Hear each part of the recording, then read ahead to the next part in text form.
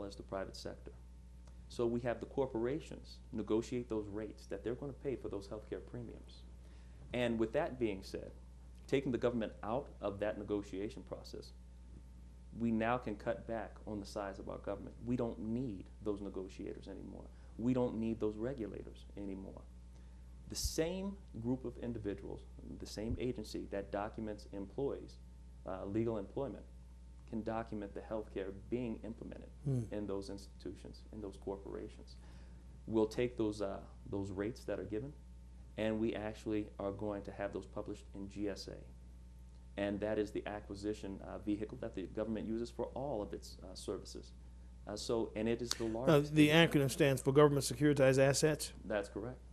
And so the government is going to utilize that, and that means the cheapest or the lowest rate that's offered to any corporation has to be the one that's published in the GSA schedule. So that means we can cut at least 1/3 of all healthcare costs, because we're going to utilize those rates for Medicare, Medicaid, Social Security.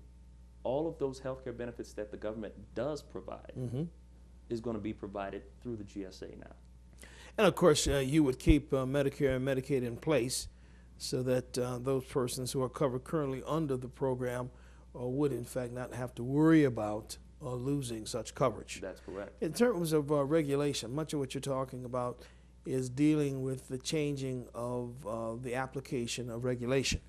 And of course, you've explained what departments that you think would be involved in this transitional implementation in the event that you were elected president and you were able to effectuate public policy in such a fashion. Having said that, then, what are your thoughts then in downsizing government across the board? What agencies in government would you, if elected president, prioritize to downsize and to right size so that we could shrink the size of government and we could shrink the expenses or the spending of government and bring it in line with the revenues that will be generated by creating jobs and by your revised, should I say, tax structure? Well, the first thing is the Internal Revenue Service. Number one, we can downsize the Internal Revenue Service after we simplify the tax code. And that is all legislation that is only beneficial to certain sectors, certain business sectors. Okay. The energy sector, for one, the financial sector. The next agency is the EPA, the Environmental Protection Agency. We really have to streamline that agency. There's been too much fault in that agency in the past, in the recent past. A lot of fraud, waste, and abuse throughout that agency, and complacency. As we've spoken about before, education, the Department of Education, I would definitely right size. That particular agency would be remodeled or abolished altogether. We have got to remove the secular curriculum that they've put in place for our students. That's giving them a linear thought process and making them less competitive on a global scale. And we have got to be able to think clearly, and our students have to get back to basics. We can't remove subject matter such as cursive writing, handwriting, long math, science. These are all areas that our children need to have an advanced education in. We don't need to cut back and say, okay, we're going to let computers do all of this. We need to take out the immorality issues. We've got, in fact, in New York next year, it's possible that they're going to be teaching bestiality and sexual education. They'll be teaching homosexuality in education. And this is from the 5th grade on. Sending children out to take part in educational field trips where they have to take down the names and the certain criteria covered with sexual protective devices, and bring this back to school and write essays on it. This is not conducive to a good education or promoting the values that are going to complement what parents are teaching at home. Instead, we're contradicting it in schools. And we're kind of wondering why our students aren't learning as much. Well, they have to deal with two different sides of the story, or two different sides of the education, one from home and church, and then the other from school. So those are the three top agencies that I would decrease in size initially. And as I said, any agency that's dealing with the regulation of healthcare, we could basically eliminate. Well, at least you remember the three, much to the contrary of Rick Perry the other day when I attended the debates in Oakland, at Oakland University in Oakland County.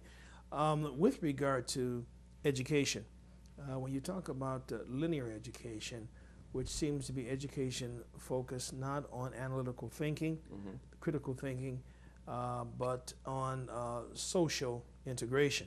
It seems to be the emphasis in linear education is socialization, social studies, social science, psychology, and other social focuses that have nothing to do with learning and innovation and creativity and the sciences.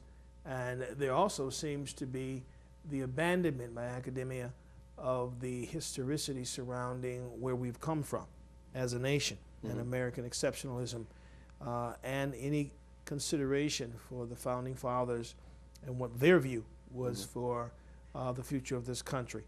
Many of those liberals seem to think that the Constitution and Bill of Rights and Emancipation Proclamation and other documents are evolving. They're living documents that are subject to interpretation of the generations that proliferate through time. So your thoughts on how you would in fact eradicate the linear focus and bring back to the classroom, particularly the public school sector, the critical thinking and the analytical thinking that is necessary in math, science, in technology, and in other branches pertaining to education, math, science, literature, history, technology, and so on and so forth? Well, I will say this. Number one, when we're looking at patriotism in our school system, the acknowledgement of American exceptionalism, the first thing is I would reinstitute saying the pledge first thing in school, the first part of the day, and I mean the full pledge with one nation under God, indivisible, with liberty and justice for all. That's the first part, because I believe that if we actually have we're showing respect and admiration for this country. We're showing respect and admiration for the citizenship of this country and for the leadership of this country. That's the first thing that we need to do. Patriotism is a huge part. That's really going to instill some of those values right off the bat. Number two, we have to stop focusing so much on keeping God out of schools. That's one of the issues that perplexes me today as we begin to really fall off the path of implementing a value infrastructure in our children, teaching the values that are going to be required for them to raise their own families, to respect themselves, and to actually want to learn more, to do more for their environment, for their communities, and for themselves. That's something that we have to really think about right now, and that is our faith plays a huge role in our education, in our decision making. And that's something that we cannot neglect or deny. We never could. And Agreed. If we've looked at the past 60 years, since the Department of Education was brought into place. Under Jimmy Carter. That's correct. We've seen that this degradation has accumulated and has become more rapidly expansive in our education system. Our children began to be less and less competitive, again, in maths and sciences. And we began to see the instituting of drugs, of gang violence, of student violence within the schools on a rapid increase. We lost control. We've totally lost control. And of course, academia, the academic environment is not conducive to learning in our public schools in many, in particular, urban centers. Correct. Some of your more suburban schools where it seems that there are two-family arrangements that make up the community, and parents are actively involved in choosing the curriculum and helping to develop the curriculum on the career path and the study skills development of their children, and helping to direct them as to where they will go in life and what professions and careers they will choose. To some extent, suburban America has mastered this science. In East Lansing, for example, and Okemos, when I finished high school there before I matriculated to Michigan State University, it was interesting to find out that upon arriving at East Lansing High School, in comparison to the urban school that I was attending prior to coming to East Lansing offered over 200 different classes. Inkster High School offered like 15 to 16. Mm-hmm. There was extraordinary disparity between those two institutions, even though they were both public schools. The parents were very involved in choosing curriculum because many of the parents whose children attended East Lansing High School were on the Board of Trustees at Michigan State University. Mm-hmm. They were on the Board of Regents at the local community college. They were on the Board of Education for the school system in general, and they were involved in writing curriculum to help walk their children through the public school system, beginning in elementary school, straight into or directly into the institutions that they would have to attend or that would choose to attend mm-hmm. upon graduation from the public school sector. So I was fascinated with the long-term view and plan that was put in place by many of those public schools. I had never seen anything like it in urban America, and urban America, in terms of its school systems, have gotten worse than they were when I graduated in 1976. So that's something that John Engler, when he was the governor, tried to address by implementing what became known as school choice, mm-hmm. that you can pick and choose to take your children out of a failing school and put them into a school that had a good track record of educating its students. And my understanding was that this was a great benefit and provided a great opportunity to parents who really wanted to see their children succeed and were involved mm-hmm. in planning and directing their children's progress and success in the public school sector, hoping that they would successfully matriculate to their post-education and get their degrees and be able to compete. Also, unemployment, my understanding, is among college graduates around 5 to 6% versus 14 to 16% for the rest of America. Right. Your thoughts on bridging that gap? 14 million people are unemployed as we speak. Let me first go back to the education mm-hmm. Topic there. We have to look at one other thing. Parents' involvement, which you hit on, mm-hmm. that's a huge part of this puzzle. And when we're looking at it, we need to educate parents. Many of these parents that are, if you will, in the failing school systems, have their children there. They're not taking an active role in their children's education mm-hmm. For multiple reasons, but some of the most abundantly noticeable reasons are they're working a lot harder.